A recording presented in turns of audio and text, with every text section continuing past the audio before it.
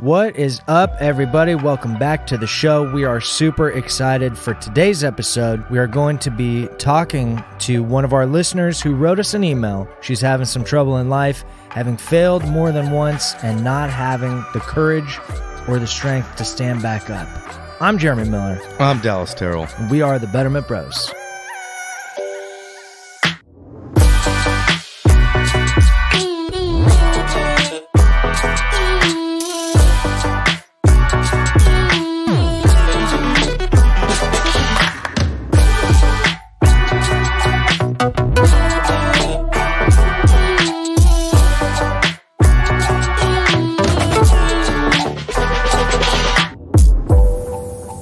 All right, everybody, it's Friday. Oh, no, it's not. It's Tuesday. It's Tuesday now. No, it's fucking Wednesday. It's Wednesday, but when you're listening, it's Tuesday. Yeah. Fuck, I just got so turned around down here, dude. Wow. Okay, guys, it's Tuesday. Wednesday? No, I'm saying because they're listening. Oh, yeah. I'm all fucked up too, dude. Me too, bro. All right, hey, it's the time to listen to the show. There we go. All right, let's try this. Showtime. Let's try this. All right, everybody. You're listening to the show right now, and that's awesome. Yeah. All right, we've got an email here, you guys. We got a great email. Now, this one is very close to our hearts because we're dealing with someone who's their hope tank, the hope battery, is running on fumes. It needs a recharge. So we're here to recharge, but first, Dal. We're going to crack off some 2-minute takeaways. Boom. Which is our way of expressing some gratitude for cool shit that's happening in our lives. Which is a habit of ours. And I'm going to start, Jerem. Fire it up. So I would say this week, dude, some gratitude I want to shed some light on too would be, I think I spoke about it on one of the previous episodes that I had a family member in treatment. And it was kind of a big deal and it's a big thing. And anyways, finished his treatment and the change that he made that I got to visibly see was remarkable. And so I guess my takeaway obviously is for that, of course, but more importantly, what comes to mind is like in my family, I know there's a lot of addiction. There's been a lot of, from me, stepsister, stepbrother, not to throw everyone's fucking names out there, but in my family, addiction runs thick.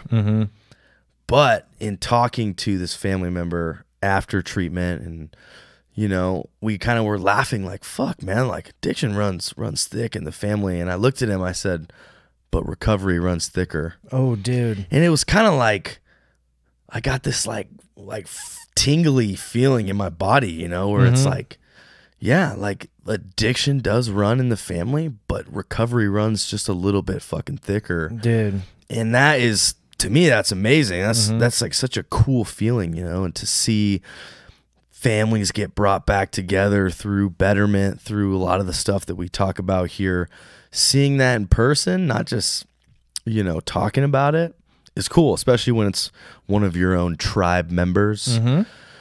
But so I got to spend the whole weekend with the family and just hanging out, having lunch, dude, fucking going to the wharf in Santa Cruz and just living dude, with the people you love the most. And I can never not acknowledge that. It's just a huge fucking win, a huge takeaway, man. Huge win, dude. And your family's the shit, man. Yeah. Like, dude, your sister Rem is like, she's funny as fuck, dude. She's one of the funniest people because you guys, I want to just bring you in on this. Okay, Dallas's sister is basically like Dallas, but a girl, right? And when I say that, I mean that wholeheartedly. If I was a girl, that's what it would that's look like Rem, dude. And be. She is just so fucking funny, man. Like she gets me going, dude. And anyways, so yeah, it was awesome seeing you guys all together, dude. I love it when the Terrell clan is all together, dude. Dude, me too. It is something else.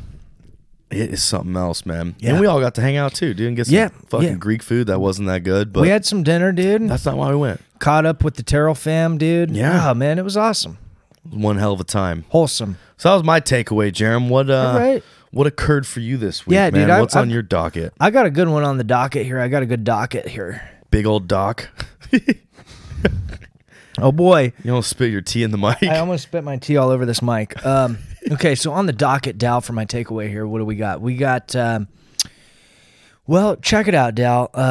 My girlfriend and I, we're not big Valentine's Day people.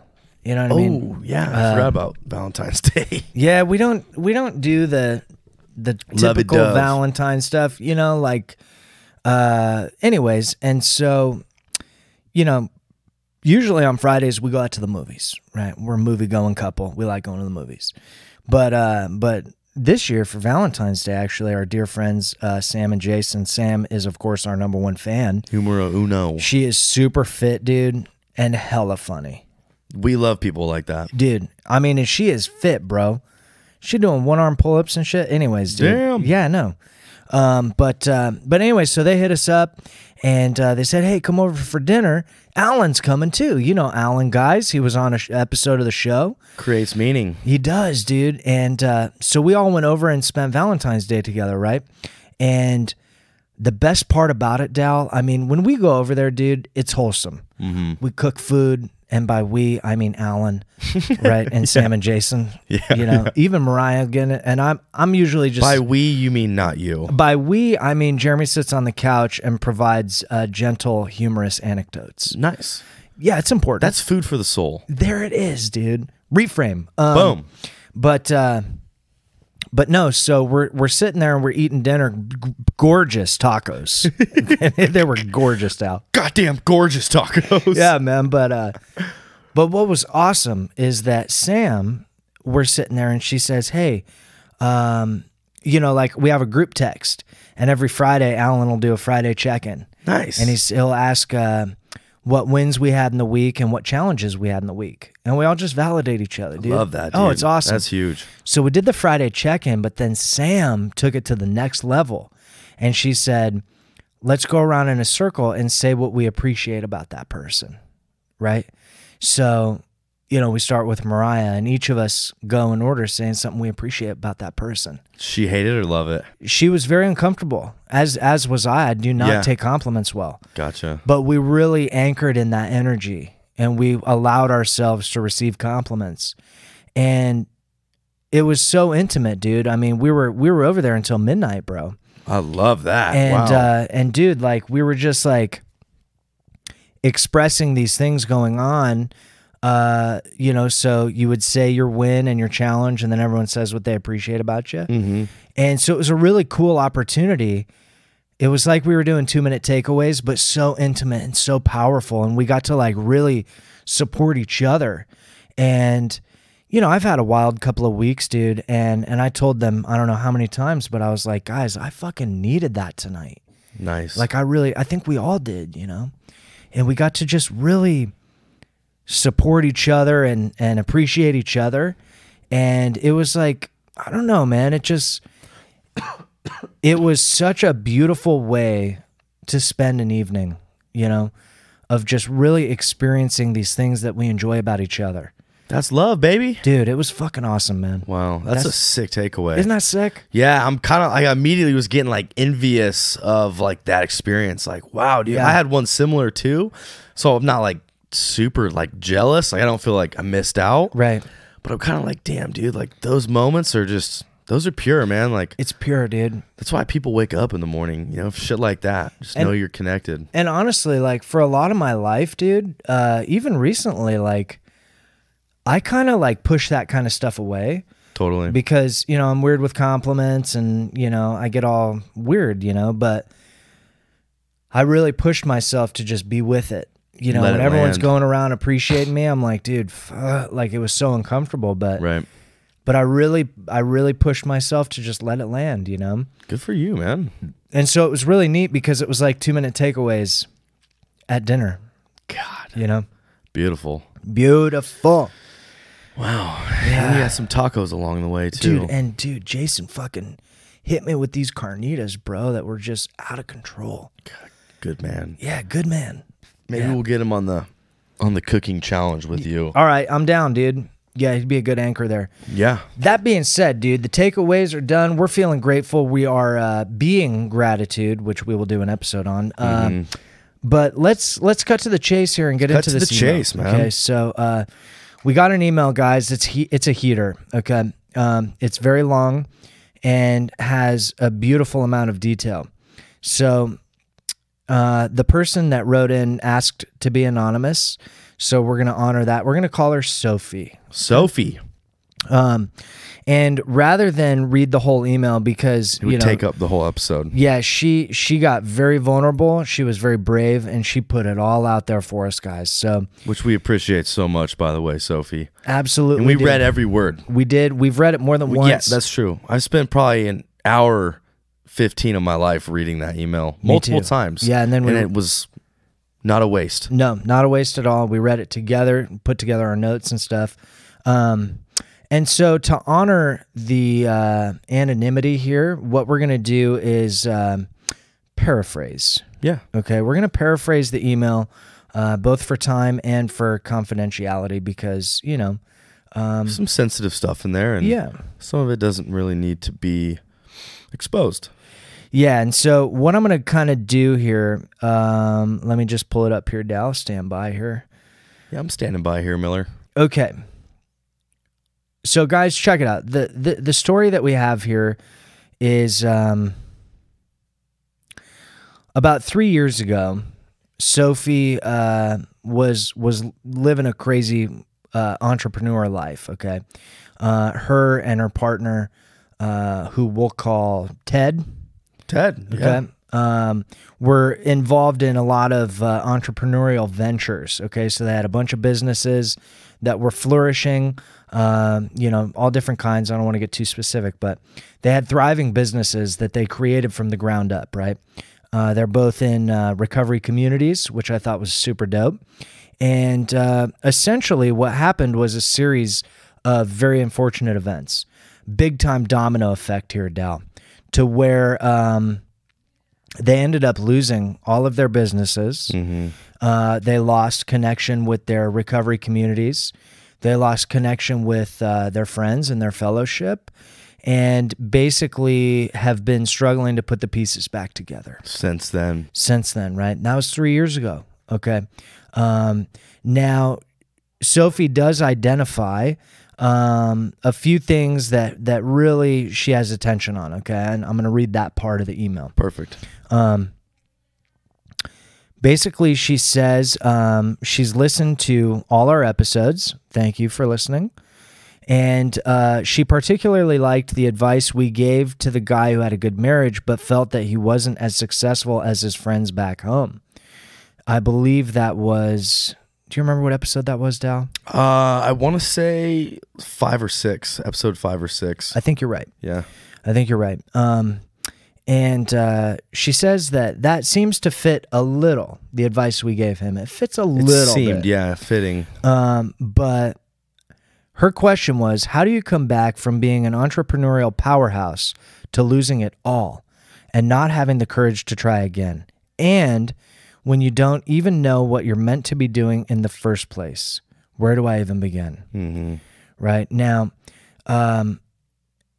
in the email, she specified a lot of issues along the way, and that is what we're basing our advice on. So I don't want the audience thinking we are, supposing a lot of these things or assuming a lot of these things. Yeah, we have a lot of information about it. Yeah, and so when we start cracking on our advice here, that's what we're referencing.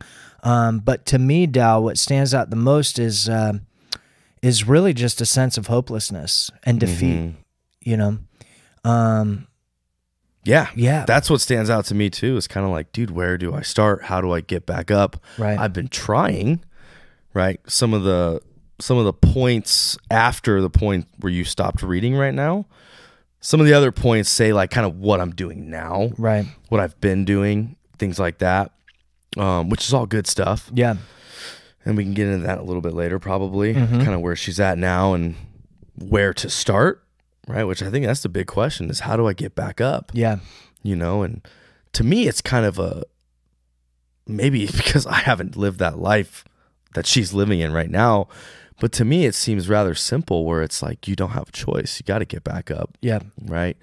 And it seems like she hasn't given up. She's not throwing in the cards. To me, this is a big ask for help where it's like, dude, what do I do? How can I ignite that fire again? How can I get back up? Right.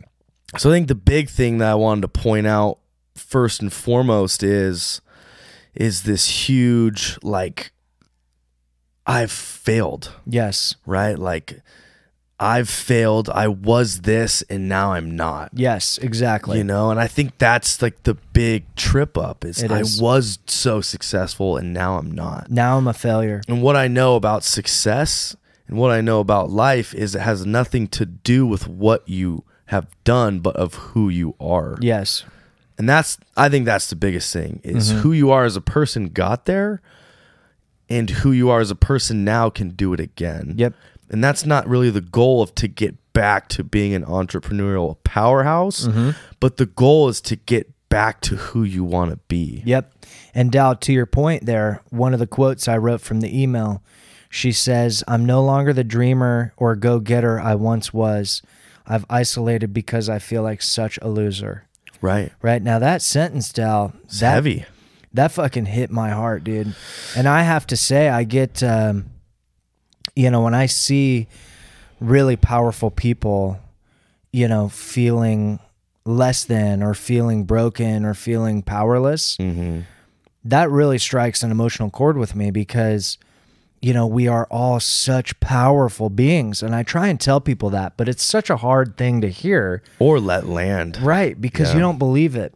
It's like the compliments you were just talking about. Exactly. I can't even tell you have a nice sweatshirt, let alone like, hey, dude, you're so fucking powerful. Right, It'll blow your mind. You're just like, yeah. Okay. Yeah. But one of the things that I really want to bring attention to first is the fact that you are not broken. None of you listening, not a single person listening, not a single person on this planet is broken. Okay. And that's very important. The other thing is that when it comes to feeling like a loser, and this kind of backs up your point, losers are losers because they definitively lost. Okay. Now, I personally subscribe to the belief that there are winners and there are losers. Right. I believe that. However, what I would challenge Sophie to look at is, have you actually lost yet? Have you really lost? Because Sophie wrote us an email, right? Which means that Sophie has life. She has breath. She has blood flowing through her veins, right? That means that you are still here and therefore have not lost. And you want to win. You want to win. And I think, to me, it's just such a point, a powerful reframe is that while it may feel like you lost because you've experienced loss, doesn't make you a loser, right? And that is so important, that reframe, because with that reframe, you can regain the motivation to keep going. Of course. Because you haven't fucking lost yet. The only way you've lost is if you're not here anymore. And you're here. You're still here. You're still fighting the fight, which means you haven't fucking lost. Well, good point. Good point. Yeah. And I think another addition to that point too is I'm sure, and correct me if I'm wrong, Sophie, but I'm sure you feel this way because you said that, obviously. But I guarantee you, your friends who really know you and really care about you do not think you're a loser of a human being. They don't think, I guess what I'm trying to say is I don't value my friends based on what they have or who they've been. Right. But I value it to that same point of who they are as a person. And Exactly. I think you as a person, there's a lot of detail in the email that describes the kind of character of person that you are. And to me, that doesn't align with someone that's a loser or, is misguided or a bad person or any of these things, so I would like to reinforce or hit home that you as a person, you sound like a great person. You've done a lot of great things and you've helped a lot of people. And I want to challenge you not to make everything about you a loss. Like, you don't just win or lose like in one category. It's not you lost in business, you're a piece of shit loser, bad person, you know? It's like, hey man, like, you made a mistake along the way. Business is hard. Life's hard. We got to get back up, because who you are as a person, like Jeremy said, is not broken. Right. You made a bad decision. You know, maybe we need to bring a little forgiveness piece in there of like, hey, we made a mistake. Business is fucking business. Life isn't fair all the time, but it doesn't mean that you're broken. No, dude. And I mean, you know, Dal and I just published episodes on our life story. Totally. Right? We were losers back then, dude, for sure. And imagine, Dal, if the circle we kept viewed us as losers because of how much we had lost in the past. I mean, we both lost it all, man. Family, friends, money, relationships, respect, self-worth, health, dignity. Dude, we literally lost all of it, right? And if you listen to those episodes, I mean, I don't know how much of it translates, but I can tell you the energy in the room. There were a lot of emotions flying around in this room, dude. Absolutely. Telling our stories, because it's fucking... Dude, it's hard not to feel like a loser when you lost so much. Right. But dude, we're fucking winning, right? Despite having lost everything, right? And I think, you know, for Sophie, it's like, you know, I want, you know, that it's the same thing that came up in the episode we riffed on with the guy who's married, but, you know, compares his life to his friends and feels less than. Of course. Right? Like, one thing that comes up with Sophie is her age, right? I'm not gonna give a specific age, but I'm gonna say she's over 45. Okay. And a lot of times people will associate age with certain metrics, and if they're not at that metric at a certain age, they lost. Right? They're less than. Or are losing. Right. Yeah. And I fucking hate that shit, dude. Me too. I hate it so much, dude, because it doesn't matter. It literally does not matter. Your journey is your own. What you're doing and when you're doing it doesn't fucking matter. It really doesn't, you know? We have It's not a box. No, it's not a box, and it's not like school, right? It's not like fucking everything needs to be, you know, this way, or if it's not, like, it's not good enough. Right? And so what I want to tell her is like, dude, you know, like, okay, let's say you're 45. Okay, that means you're 45, not dead. Of course. Right? So it's like, if you've got time left, what do we do with that time? And that was another big point of her email, is like, you know, not knowing what to do to restart. You know, she's in a job right now that it's not paying enough to keep her in an apartment. Right? Pay the bills. To pay the bills, you know what I mean? And she talks about how, you know, she just hasn't found the strength to get back up. Of course. Right? And one note I had on that was, you know, this is going to sound simple, and I don't mean to be so callous, right? But if where you are and what you're doing isn't working, it's time to change, right? I know that's so broad and blanket. But it doesn't mean it's false. It's not false. And what I mean by it is, you know, if I look at it like this, right? If your lifestyle isn't financially possible anymore, why fight for that lifestyle? What can you do? What adjustments can you make to scale back, right? Now, a lot of times it's really hard to just advise on that, because I don't know all the little details of the situation. But what I do know is that she had very successful business, which meant she was probably pretty financially solvent and therefore successful, right? Now that that's gone, she's not successful and is now therefore a failure. My challenge is, what if we didn't look to those things at all to determine your success, and we looked inward, right? A lot of this ties back to our How to Create Meaning in Your Life episode with Alan, right? And my perspective on getting you back up is, you know, simply asking yourself, what are the infinite possibilities? You know, that's a very powerful question. I want Sophie to really, really think about it. What are the infinite possibilities of my life? What can I do with the time I have? And what would you want to do? What do you want to do? What can you, but what would you want to do at that time? She actually mentions, Dow, she says, where is it? I have it on my notes here. Yeah, she says she wants to start over, but she's not sure what she's meant to do. And that all of her friends were meant to do something since they were kids. They knew they wanted to be this, and now they're that. They knew they wanted to be this, and now they're that. Of course. She doesn't know what she's meant to do. And my reframe for that is, what if you're not meant for anything? I don't believe people are meant for things. I don't believe in like a predetermined course of your life. Yeah, like you're born a carpenter. Right. Like I believe life takes you where it takes you, and part of that is the river of life that we're on, and part of it's how we navigate, right? And so what if we gently reframe and steer away from what am I meant to do to what do I want to do? What am I here to do? What do you want to do? Yeah. Like what feels good? When you close your eyes and you think about, okay, if I had money, if I had time, if I had love in my life, what would I do with that? Sit with that.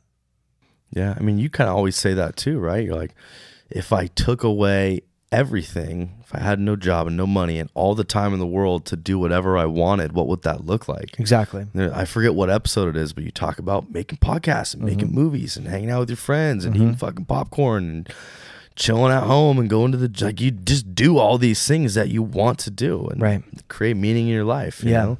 So I think that's a great starting point. You know, a lot of Sophie's questions are hard to, we're not here to answer them for her or for other people, but as a guide, that kind of is a good starting point of what would you want to do with all this time that you have left. Right.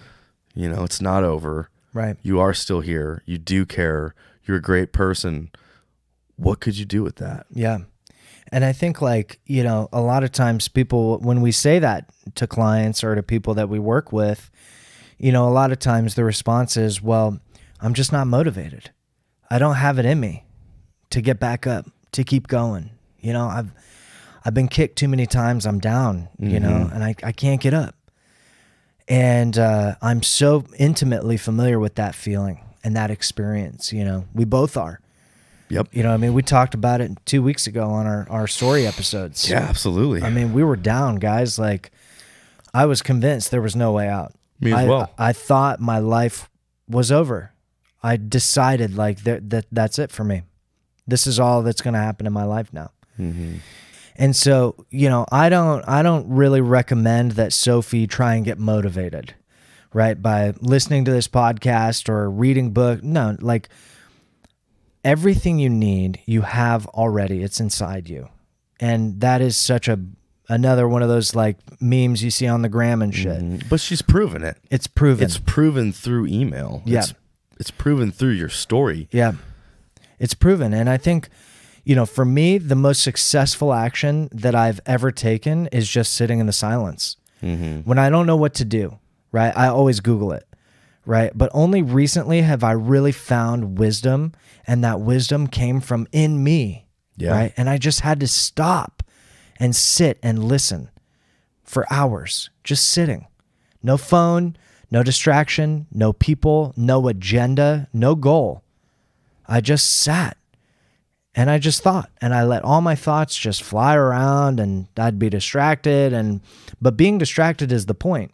I'm looking at my environment and I'm just being, naturally we're distracted people, right? It's impossible to stay focused on a single thing forever. It's impossible. So you just let your mind go, but just bring awareness to it and listen and see what comes up. I like that. So, I definitely think what we've said so far primarily is like, hey, let's take a look at what's possible. Let's take a look at where we want to go with this.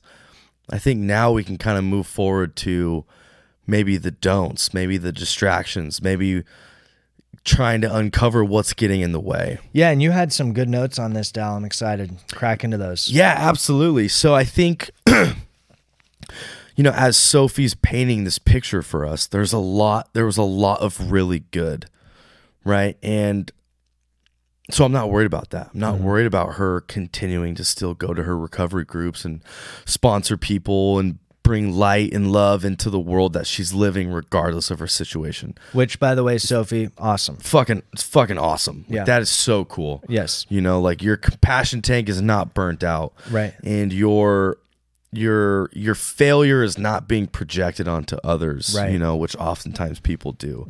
So if anything you take away from this podcast, I want to let you know that you are doing a lot of things right. Right. And those aren't the problem.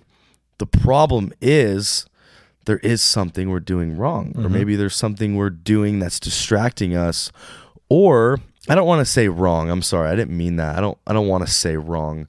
But what I do want to say is there's distractions. Things that aren't serving her well. Totally. There's things that aren't serving you well, and I don't particularly know what that is. I do think one of those, if I were to assume, is maybe negative self-talk, judgment, beating yourself up for failing, maybe identifying as a failure. I'm not sure. Those are all just kind of assumptions.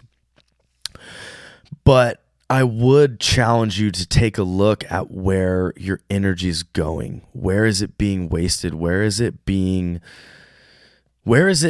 spent in an unreciprocal type of way? You know, are you getting too tied up with the finances and you're doing, not being? You know, are you wasting energy and time picking up the pieces for other people in a way of distracting yourself from your own situation? I'm not really sure. Are you helping too much?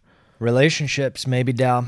Relationships too, right? Yeah. I know she said she had a partner for 10 years and they rode this ride together, Ted and her.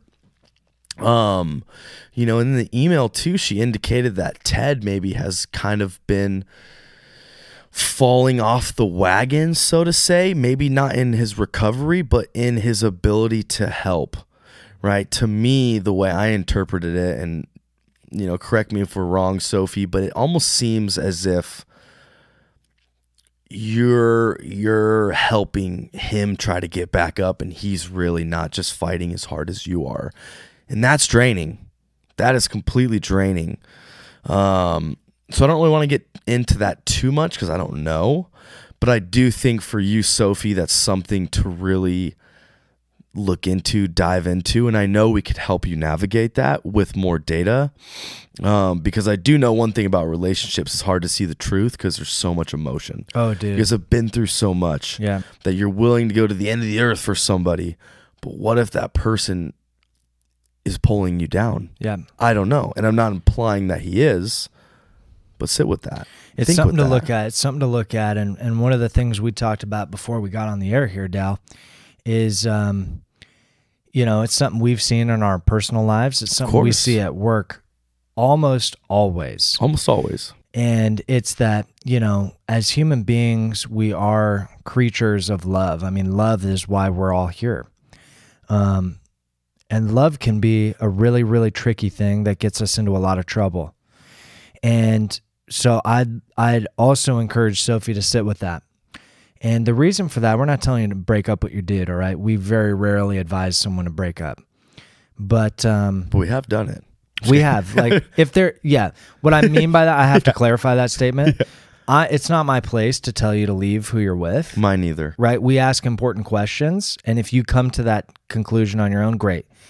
If it's obvious that you should because there's abuse and all that, of course, okay.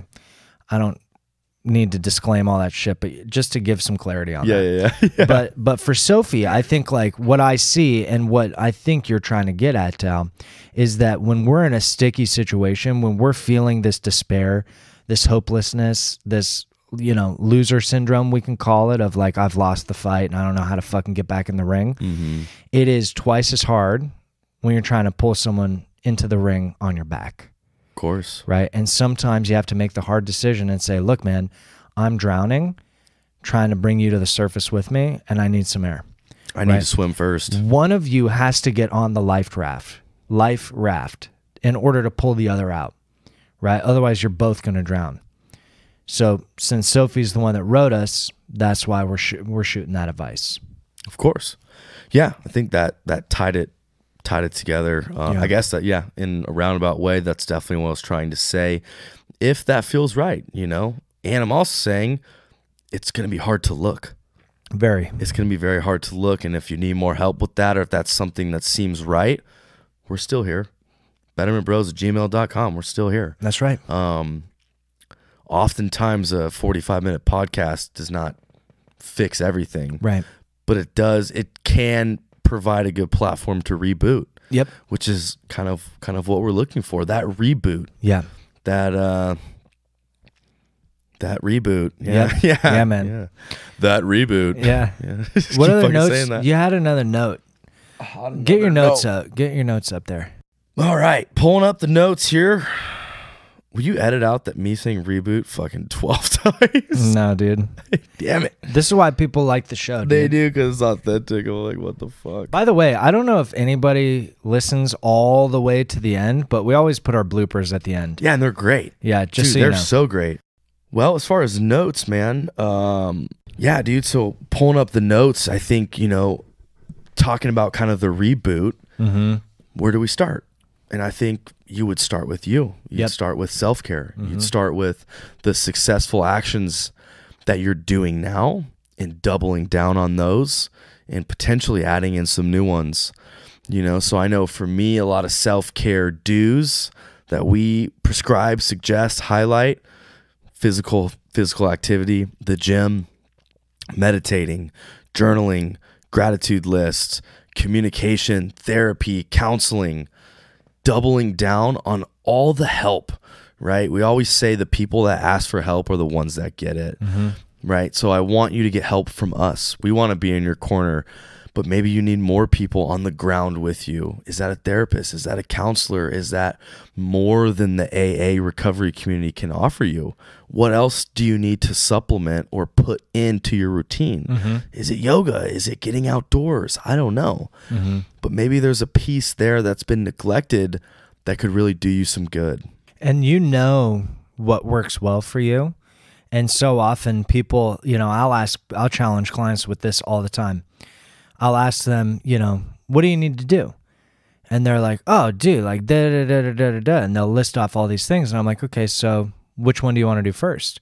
And then that usually is, the response I get is a bunch of reasons why Excuses, they can't. Oh, I can't do that because da da da. And it's like, well, a saying that changed my life, and it's so stupid and simple, but so powerful: can't, never could. Yeah. Right. So if you walk around saying I can't do that, well, then you never could. You never can if that's the attitude, right? Of course. So yeah, with the self-care, what works for you. Get out and do it. It's like, oh, I can't afford a gym. Okay, well, get outside and walk. Yeah. Go run around. It's free. Yeah. All you need is your feet. Yeah. Stuff like that. It's like, for me, sometimes I'll be sitting there like totally inactive on a Saturday. And I'm like, I don't want to go to the gym because then I got to do all that.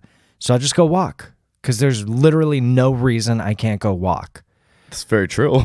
But on that too, like, being in the recovery community, fellowship is so integral to recovery.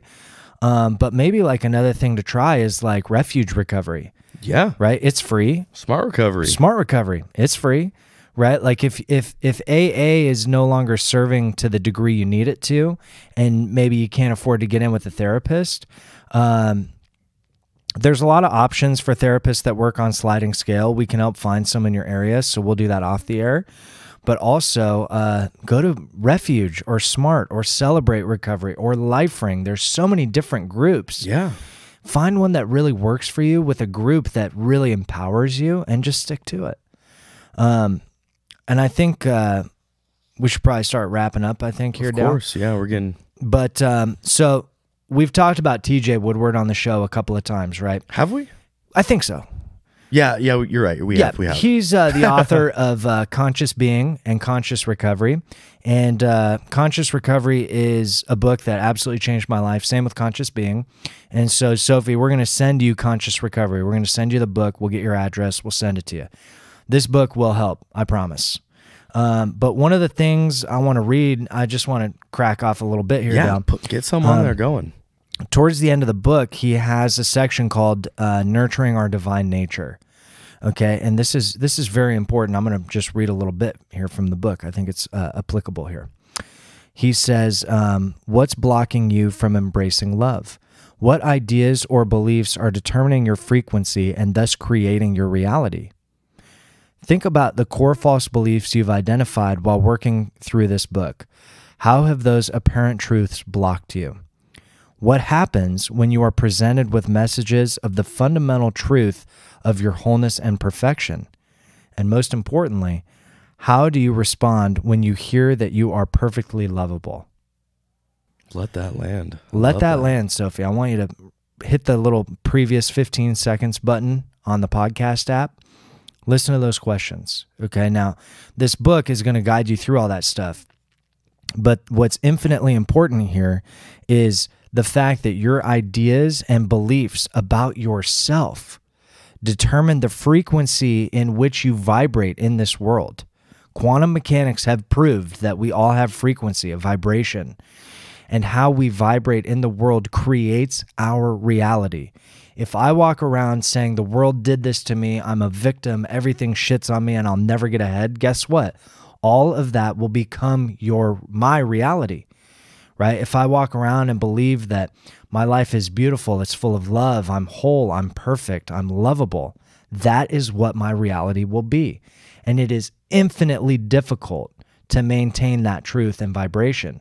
We're human beings, so we ebb and flow in and out of that. What's important to note is that by bringing awareness to those things, we have influence on how we vibrate in the world. So just by being aware of the thoughts and emotions and these beliefs you hold about yourself will immediately impact your reality. That's big stuff. That's important stuff too. It's infinitely important. And it completely ties into all the things we've kind of already hit on, you know? Absolutely. You have everything you need to get going. Yep. And you also know everything that's gotten in the way. Yep.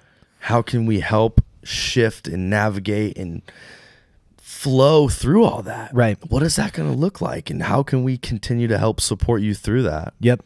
And also, you know, I think another thing I thought of a little bit ago was like, you know, you're an entrepreneur that has failed businesses, which to me means you're a successful entrepreneur.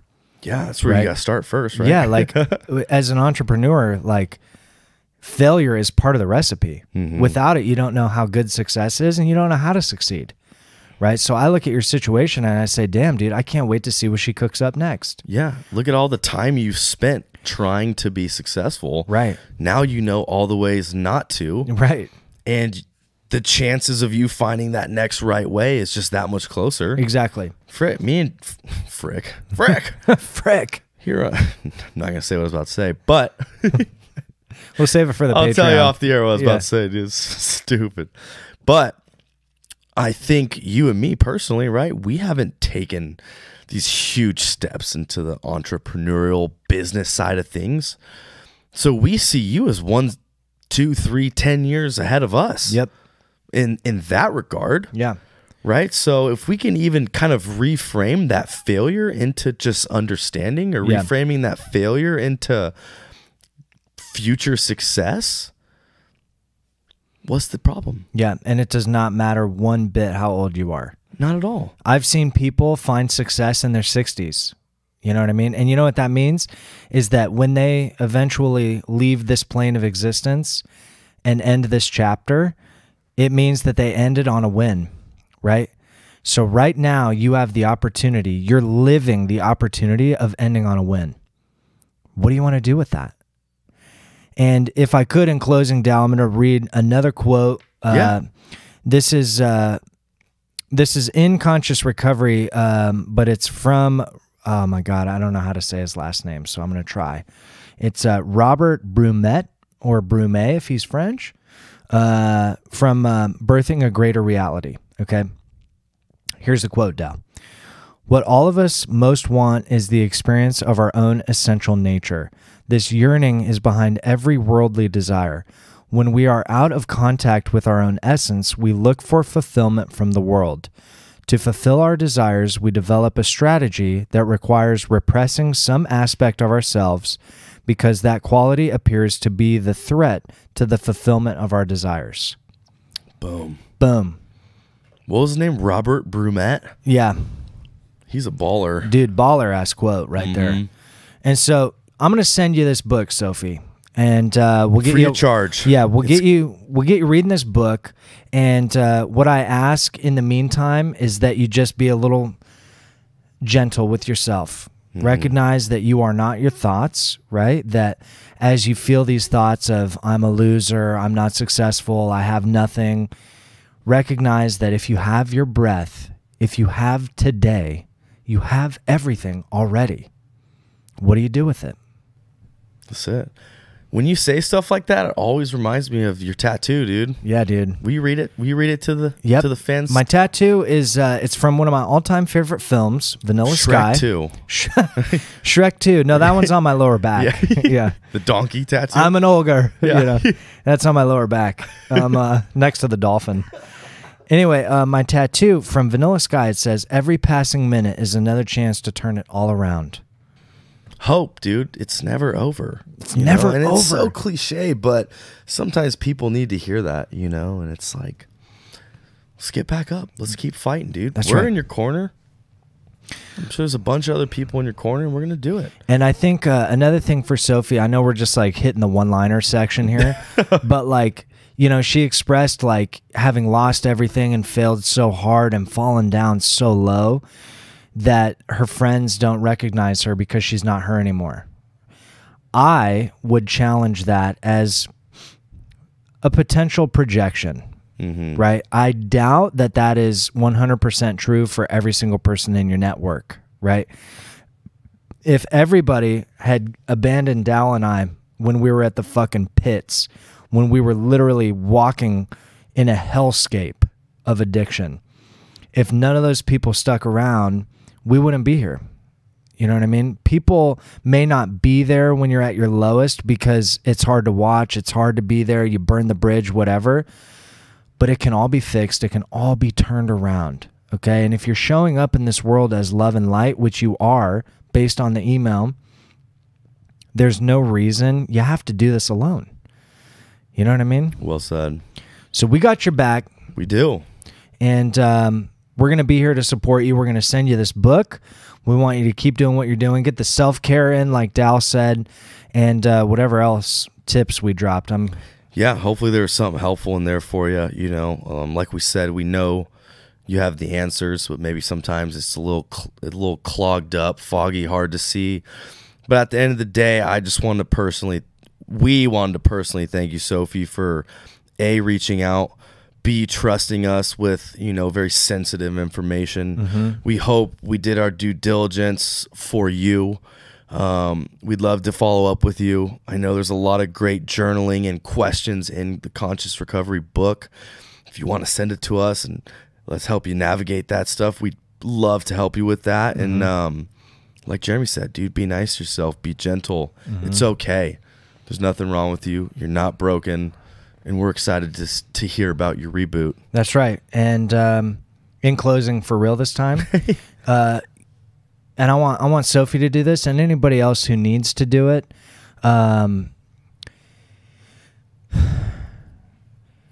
Self-comfort is a real thing, and there is infinite studies that prove the power of self-comfort, physiological reactions that take place when you comfort yourself, and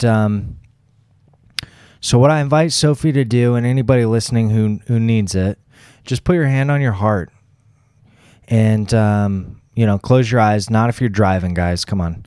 But put your hand on your heart and close your eyes and just tell yourself out loud that I'm loved, I'm safe, I'm worthy, and that I'm okay.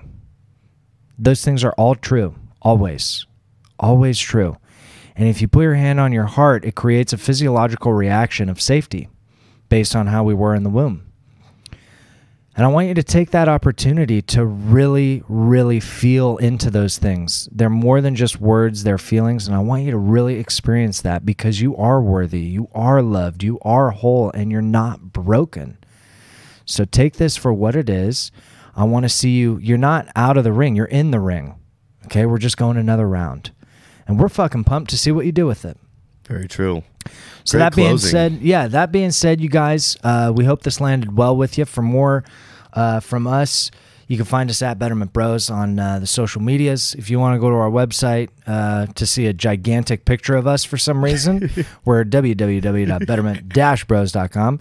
Watch our web traffic go up because people just want to see this ridiculous picture of us. But if you go to the About Us page, we look good, dude. That is true. I picked the good pictures. You did. You did. I did it on purpose, man. Yeah.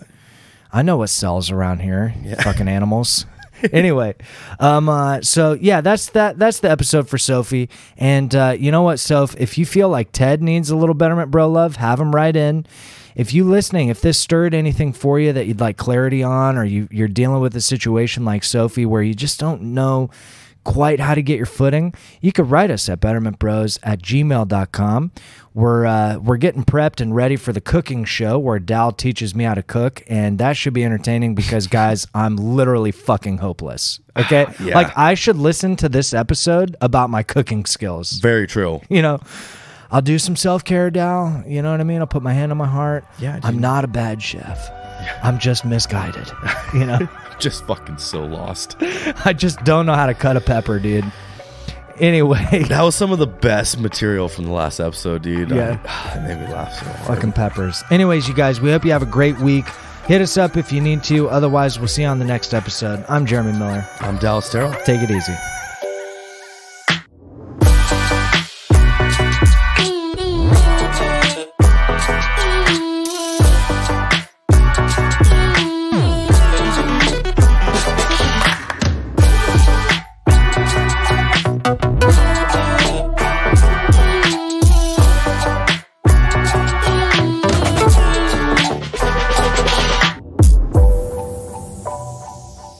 All right, you guys, check this out. I realized that in this episode, I dropped about halfway through that we always plug bloopers at the end. And somehow, on the one episode, I disclaimed that during the episode, there is not a single blooper to throw at the end. So, being that, you know, we don't want to come off like we're something we're not, I thought I'd jump on here and just share a funny story with you instead about my co-host and, you know, the neighborhood-friendly Dallas Terrell.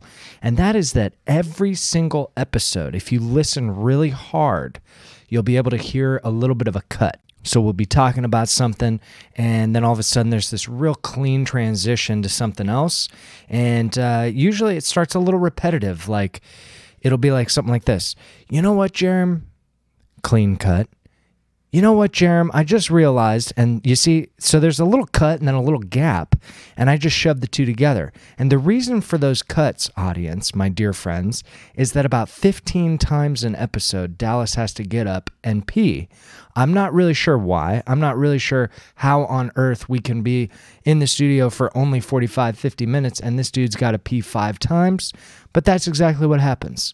So knowing that, what I want you all to do is from every episode here on out, listen for those cuts, and you'll know that that's exactly what he's doing. Anyways, guys, we'll have more bloopers for you next week. Have a good one.